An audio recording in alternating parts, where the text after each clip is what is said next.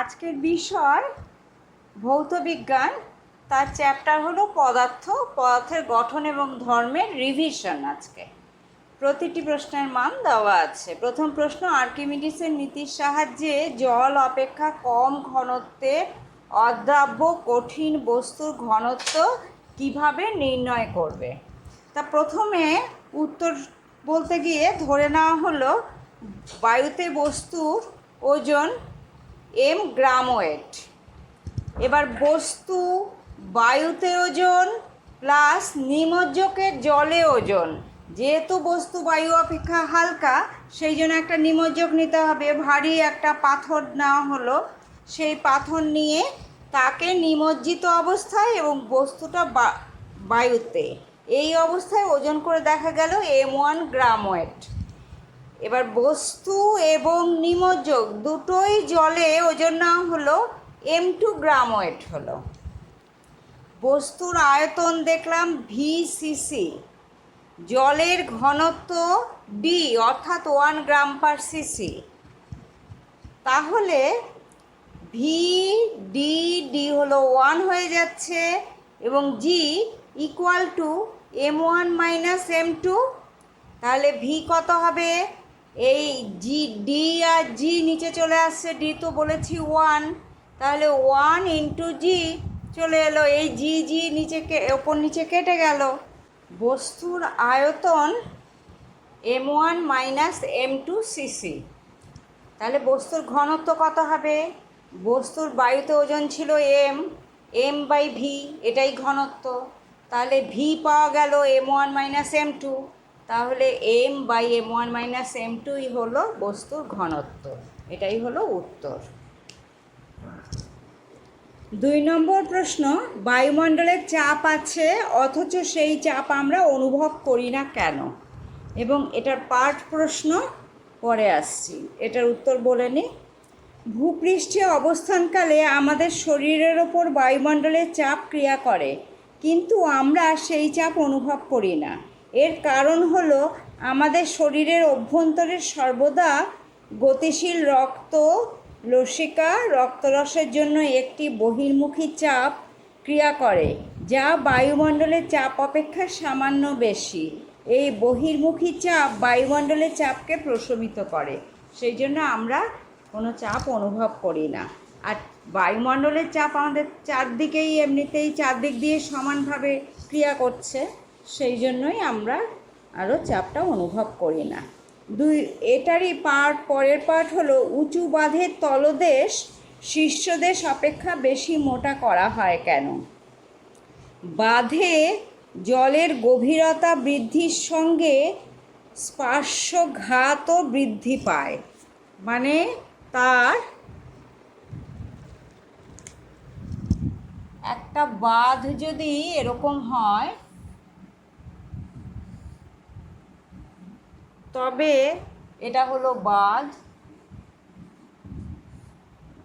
তাহলে এই হলো জল আছে,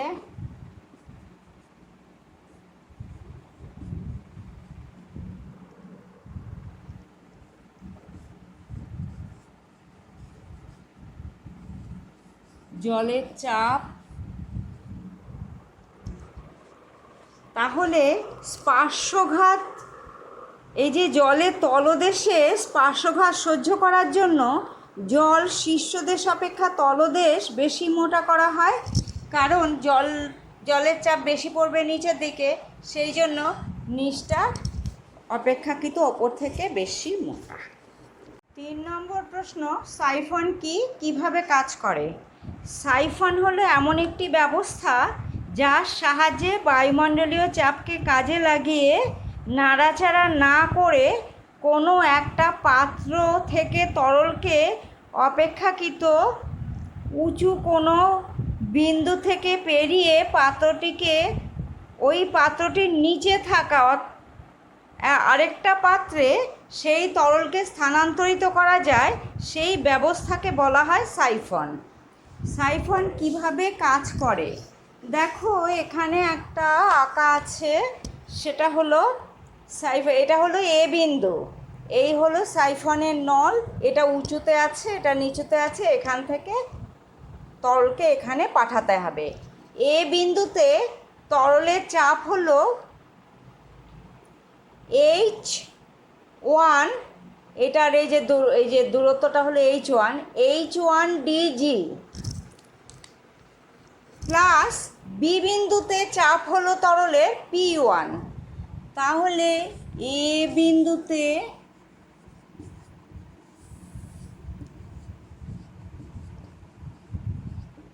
তরলের চাপ সমান সমান H1 dg প্লাস P1, এই যে P1 চাপ। সি বিন্দুতে P2 চাপ, আর এই ডি বিন্দুতে চাপ দেখি কত। ডি বিন্দুতে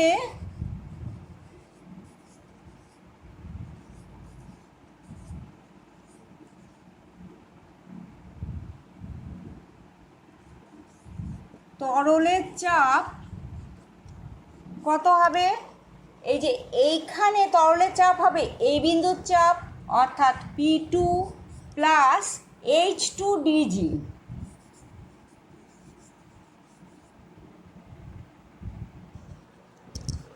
এইবার এই দুই জায়গায় কিন্তু বায়ুমণ্ডলীয় চাপ কাজ করছে, এগুলো হলো বায়ুমণ্ডলীয় চাপ। তাহলে এই বায়ুমণ্ডলীয় চাপ যদি কাজ করে, এটা সমান সমান বায়ুমণ্ডলীয় চাপ, এটাও সমান সমান বায়ুমণ্ডলীয় চাপ, তাহলে দুটো সমান হয়ে যাচ্ছে। তাহলে লিখে দিই P1 plus H1 dg equal to P2 plus H2 dg, P1 minus P2 equal to H2 minus H1 dg। এখন H2 সবসময় H1 থেকে বড়, H2 always greater than H1। তাই যদি হয় তাহলে P1 always greater than P2।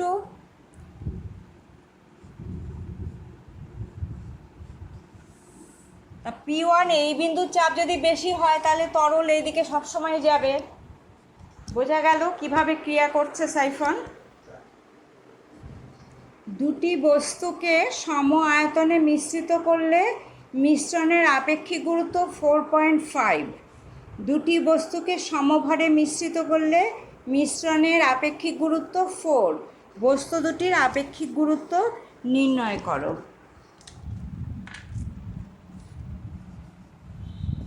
ধরি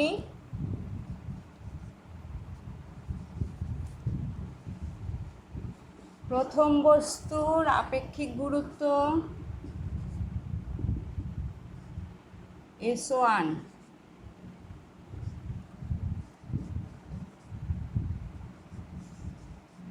দ্বিতীয় বস্তুর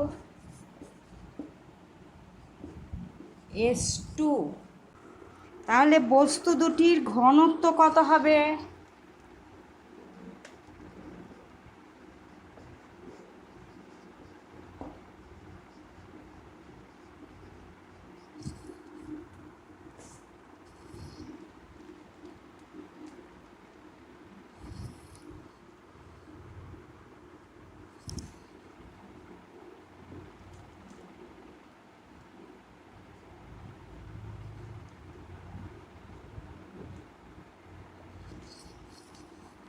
বস্তু দুটির প্রতিটির 1 সেন্টিমিটার কিউব আয়তনে মিশ্রণ প্রস্তুত করলে মিশ্রণের আপেক্ষিক গুরুত্ব হয় 4.5, অর্থাৎ ঘনত্ব 4.5 গ্রাম পার সিসি। তাই যদি হয় বস্তুর সম আয়তনে, ধরি আয়তন V,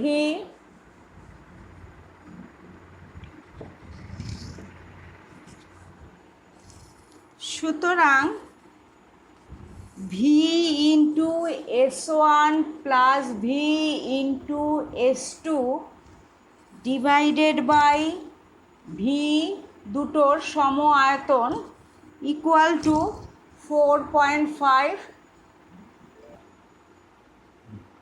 আচ্ছা, বস্তুর আয়তন যদি ভি হয় তাকে আপেক্ষিক গুরুত্ব মানে এখানে হলো ঘনত্ব দিয়ে যদি গুণ করি তাহলে এটাই বস্তুর ভর, প্লাস ভি2 হলো ভি ইন্টু এস2 দিয়ে যদি গুণ করি তাহলে দ্বিতীয় বস্তুর ভর, তা দুটোর বাই আয়তন মোট ভর বাই মোট আয়তন, তাহলে এটাই হলো আপেক্ষিক গুরুত্ব।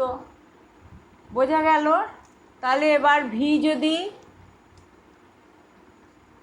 কমন নিয়ে নিই, S1 plus S2 divided by 2, এই ভি কমন নিলে এই 2V আসছিল, হয়ে যাচ্ছে এটা 4.5, অর্থাৎ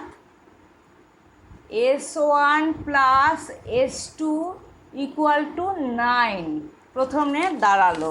দ্বিতীয় ক্ষেত্রে কী হবে? দ্বিতীয় ক্ষেত্রে বলেছে সমভর নেওয়া হয়েছে, তাহলে সমভর যদি নেই তাহলে সেক্ষেত্রে সমভর নিলে ভর ধরি, বস্তুর ভর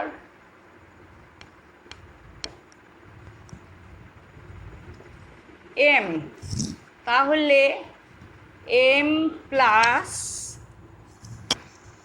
M divided by M by S1, বস্তুর M plus M divided by M plus S1 M plus by S2 equal to দ্বিতীয়টা হলো 4, এই যে আপেক্ষিক গুরুত্ব 4, তাহলে এই যদি হয় তাহলে 2m divided by S1 S2 S1 plus S2 equal to 4। সুতরাং S1 S2 ওপরে চলে গেল, কেটে গেল, S1 S2 divided by S1 plus S2 ছিল 9, এখানে 9 লিখলাম, ইকুয়াল টু এই 2 যদি কেটে যায় তাহলে এটা হবে 2।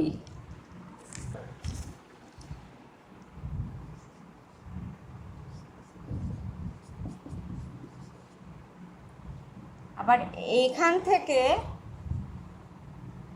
S2 is equal two 9 minus S1, তাহলে এটা বসিয়ে দিই,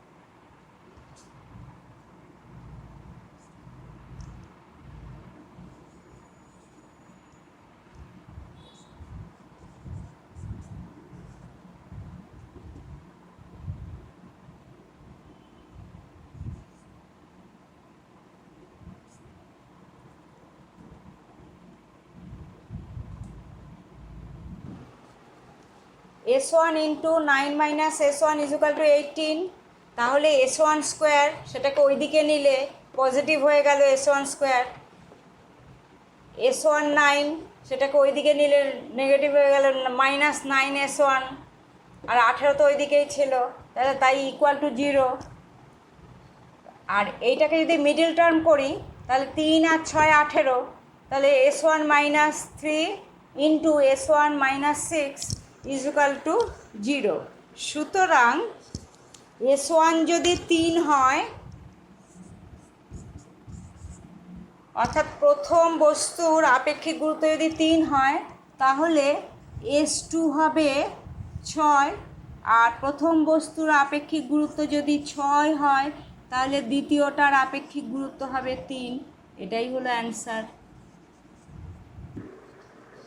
5 নম্বর প্রশ্ন, কাঁচ বা সেরামিকের পাত্র হাত ফসকে মাটিতে পড়ে গেলেই চুরমার হয়ে যায়, কিন্তু একই উচ্চতা থেকে স্টিলের গ্লাস পড়লে ভাঙে না কেন? কাঁচ বা সেরামিকের পাত্র হাত ফসকে মাটিতে পড়ে গেলেই চুরমার হয়ে যায়, কিন্তু স্টিলের গ্লাস ভাঙে না, কারণ দুটি পদার্থের মধ্যে যথেষ্ট তফাৎ আছে। কাঁচ বা সেরামিকের ভঙ্গুরতা স্টিলের তুলনায় বেশি।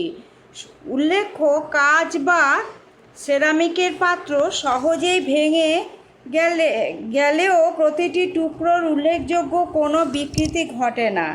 এই হিসাবে কাঁচ বা সেরামিক অনেকটা পূর্ণ দৃঢ় বস্তুর মতন আচরণ করে।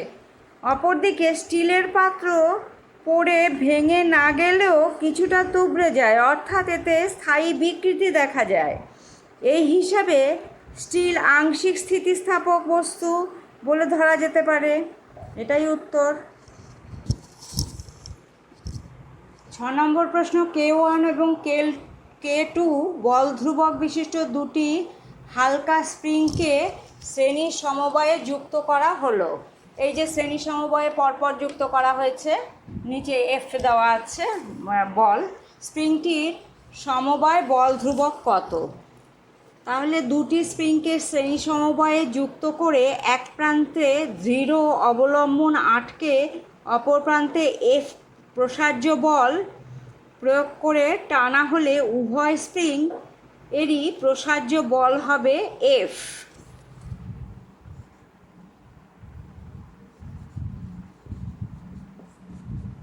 বল F। এবার স্প্রিং দুটির দৈর্ঘ্য বৃদ্ধি ধরি।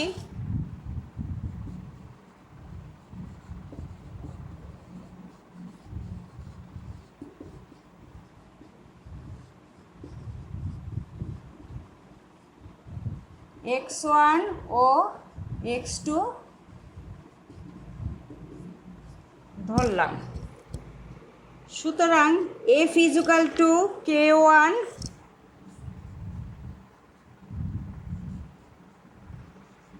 x1, সুতরাং x1 equal to F by K1। ঠিক একইভাবে F হলো K2 x2, তাহলে x2 equal to F by K2। এখন এই স্প্রিং দুটির পরিবর্তে K বল ধ্রুবকের একটি স্প্রিংয়ের ওপর যদি একইভাবে F বল প্রয়োগ করা হয় এবং যদি একই পরিমাণ অর্থাৎ x1 এবং x2 মানে দুটোর যোগফল অর্থাৎ দৈর্ঘ্য বৃদ্ধি হয়, দ্বিতীয় ক্ষেত্রে দৈর্ঘ্য বৃদ্ধি x1 প্লাস x2, এইটা যদি হয় তবে ওই স্প্রিংটিকে বলা হয় পূর্বোক্ত স্প্রিং দুটির শ্রেণী সমবায়ের তুল্য স্প্রিং। এই ক্ষেত্রে F equal to K into, সুতরাং দ্বিতীয় ক্ষেত্রে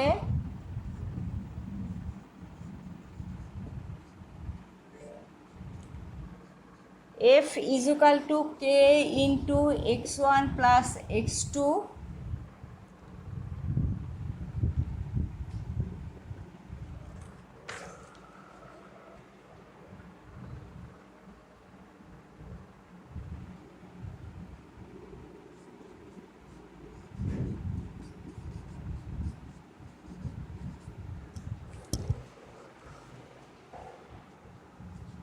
তাহলে এই দুটোর যোগফল ইকুয়াল টু এই দুটোর যোগফল, তাহলে সেটা করে দেখি।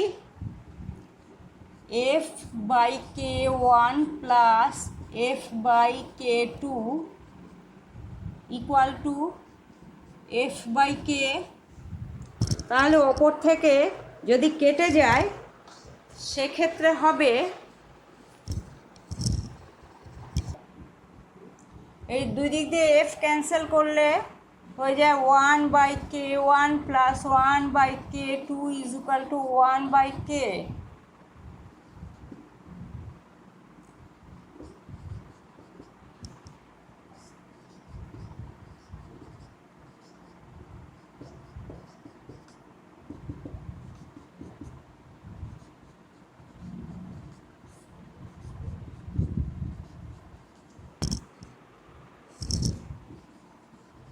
এটাই উত্তর। 1 নম্বর প্রশ্ন, ক্ষুদ্র জলবিন্দু বা পারদবিন্দু গোলাকার হয় কেন? আর দেখবে যদি বড় আকৃতির হয় তাহলে কিন্তু চ্যাপ্টা হয়। তাহলে এর উত্তর কী হবে? তরলের অণুগুলি সংশক্তি বলের জন্য তরলের মুক্ত পৃষ্ঠে একটি টান কাজ করে, যার জন্য তরল তার মুক্তপৃষ্ঠের ক্ষেত্রফল সর্বদা হ্রাস করতে চায়। তরলের মুক্তপৃষ্ঠের ক্ষেত্রফল সংকোচনের এই প্রবণতাকে বলা হয় পৃষ্ঠটান। এটা আমরা আগেও দেখেছি। কোনো নির্দিষ্ট আয়তন দিয়ে যত ঘনবস্তু গঠন করা যায় তার মধ্যে গোলকের পৃষ্ঠতলের ক্ষেত্রফল হয় সর্বনিম্ন। খুব ক্ষুদ্র জলবিন্দু বা পারদবিন্দু গোলাকার হয়, এর কারণটা হলো পৃষ্ঠটান। জলবিন্দু বা পারদবিন্দু সর্বদা তাদের মুক্তপৃষ্ঠের ক্ষেত্রফল সংকুচিত করতে চায় বলেই এরূপ হয়, কিন্তু যদি বড় হয় তাহলে অভিকর্ষের প্রভাবে সেটা একটু চ্যাপ্টা দেখায়।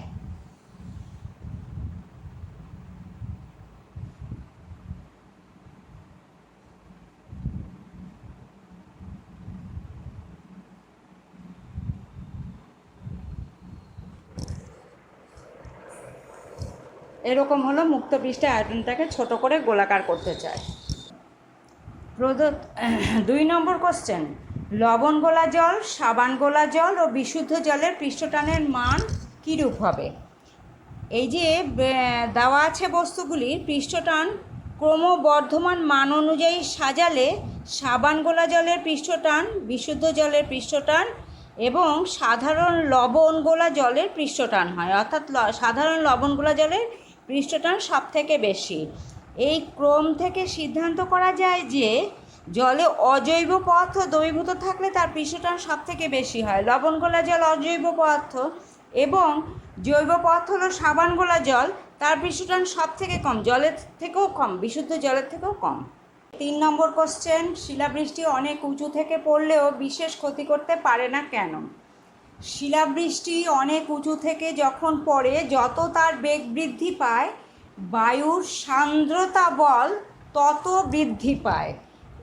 এই দেখো বায়ুর মধ্যে যে সান্দ্রতা বল আছে সেটা তত বৃদ্ধি পায়, এবং একটা সময় আসে বায়ুর মধ্যে, সে তো তার ওজন নিয়ে পড়ছে, সেই যা ওজন তার সান্দ্রতা এবং তার ঊর্ধ্বমুখী যে বল সে অনুভব করছে প্লবতায়, এই দুটো সমান হয়ে যায়, যার জন্য সে সমান বেগ নিয়ে পড়ে, অর্থাৎ তখন আর তার অতিরিক্ত বেগ অর্জন করতে পারে না। এটাই এই কারণেই শিলাবৃষ্টি বেশি ক্ষতি করতে পারে না। পরের প্রশ্ন, পাইপ দিয়ে জল ছেটানোর সময় আঙুল দিয়ে পাইপের মুখের খানিকটা অংশ সামান্য চেপে ধরলে জলধারার বেগ বৃদ্ধি পায় কেন? আঙুল দিয়ে পাইপের মুখ সামান্য চেপে ধরলে জলধারার আরও দূরে গিয়ে পড়ে, অর্থাৎ জল প্রবাহের বেগ বৃদ্ধি পায়। ধারাবাহিকতার সমীকরণ অনুযায়ী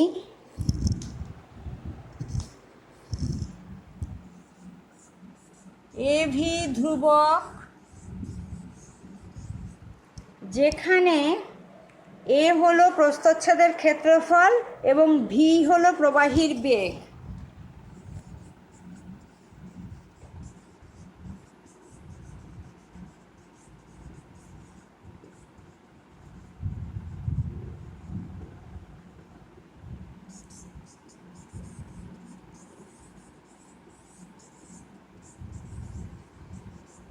সুতরাং প্রস্থচ্ছেদ কম হলে বেগ অবশ্যই বৃদ্ধি পাবে, সেই জন্যই আঙুল দিয়ে চেপে রাখলে বেগ বৃদ্ধি পায়।